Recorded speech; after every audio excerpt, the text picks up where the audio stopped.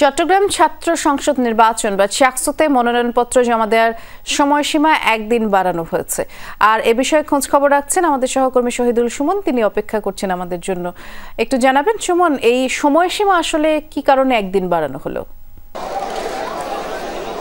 সাধারণ শিক্ষার্থীদের পক্ষে ছাত্রদল সকালে নির্বাচন কমিশন বরাবর একটি আবেদন করেছিল এবং সেই আবেদনে তারা দুদিন সময় বাড়ানোর আসলে দাবি জানিয়েছিল এবং সেই দাবির প্রেক্ষিতে বিশ্ববিদ্যালয়ের প্রশাসন এবং যে নির্বাচন কমিশন তারা সিদ্ধান্ত নিয়েই কিন্তু এই একদিন সময় বাড়ানো হয়েছে।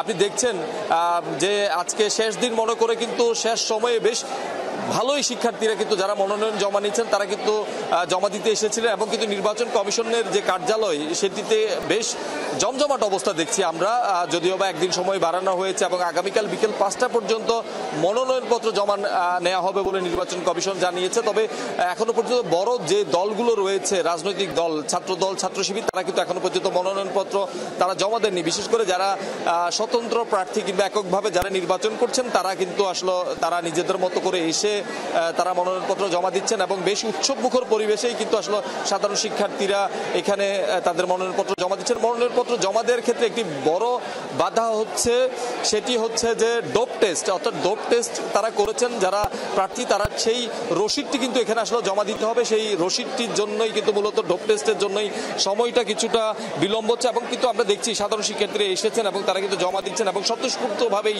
এই কাজটি তারা করছেন এবং সুষ্ঠু নির্বাচনের দাবি জানাচ্ছেন প্রার্থী এবং যারা ভোটাররা রয়েছেন। তারা আসলে বলছেন কি, যেহেতু 35 বছর পর এই নির্বাচনটি হচ্ছে, ফলে বিশ্ববিদ্যালয়ের প্রশাসনের কাছে একটা বড় চ্যালেঞ্জ শিক্ষার্থীরা বলছে যে এটি সুষ্ঠু করা এবং কোনো রাজনৈতিক দলীয় লেজুর ভিত্তির কোনো নির্বাচন না করে ডাকসু এবং স্বচ্ছ একটি নির্বাচন চান তারা। আমরা বুঝতে পেরেছি। ধন্যবাদ বিস্তারিত জানানোর জন্য।